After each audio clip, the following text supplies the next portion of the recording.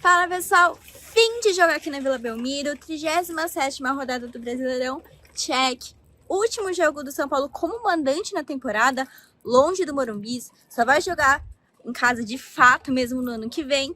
E uma vitória por 3-0 contra o Internacional, muito importante para a moral da equipe, né? Um São Paulo que já veio a campo com outro ritmo, com vários reforços importantes, né?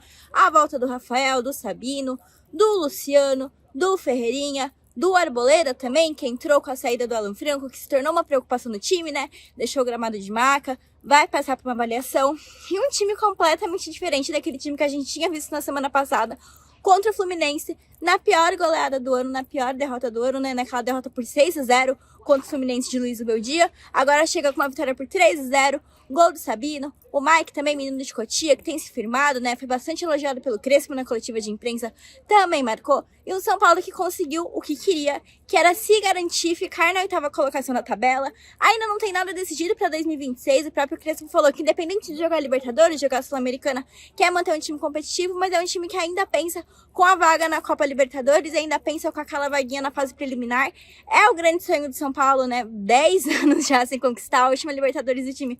10 anos não, 20 anos na verdade sem conquistar, né? A última foi lá em 2005, que inclusive foi o ano do Tri Mundial, da Tri Libertadores. E desde então o São Paulo vive nessa seca, né? Foi eliminado muito cedo das competições que estava disputando nessa temporada e ainda não tem certeza de onde que vai, qual vai ser o rumo de 2026. Então tá dependendo ainda da última rodada que vai acontecer lá contra o Vitória, lá em Salvador, na Bahia, no domingo, né? As últimas rodadas, quase todas, praticamente todas, vão acontecer ao mesmo tempo, no mesmo dia. Então o São Paulo ainda tá pendente disso e com muita coisa para pensar para o ano que vem, né? Um departamento médico muito cheio, uma instabilidade política muito forte. E nos últimos dias, nas últimas semanas, no caso, grande parte do noticiário do São Paulo foi totalmente voltado para a parte política do time, né? Teve a demissão do Belmonte, diretor de futebol, que fez bastante barulho, né? Aquela rusga com ele, com Casares. Ano que vem é ano eleitoral também. O Crespo falou um pouco sobre isso na coletiva, né? Que independente do que acontecer, do que não acontecer, ele quer que seja um ano que pensem mais no futebol e não pensem somente nas polêmicas. Inclusive, muitos protestos aqui na Vila Belmiro nessa quarta-feira,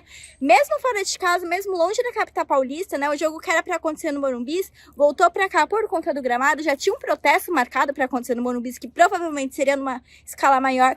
Foi transferido aqui para Vila Belmiro, né? As organizadas, inclusive, eu tô no setor onde ficam as organizadas, muita crítica em cima do Casares, em cima do Rui Costa, muitas ofensas, xingamentos, a torcida pedindo mesmo a contratação de jogadores, que foi um ponto delicado nesse ano pela falta de investimento, né? Não vieram tantos reforços assim.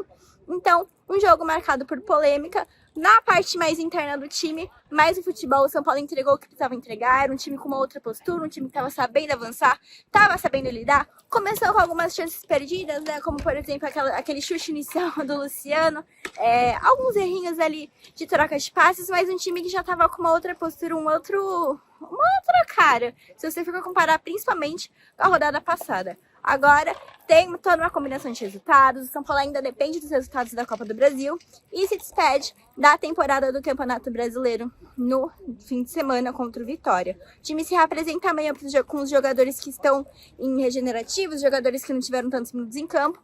O elenco vai treinar completamente na sexta-feira, treina no sábado e já viaja na parte da tarde em voo fretado.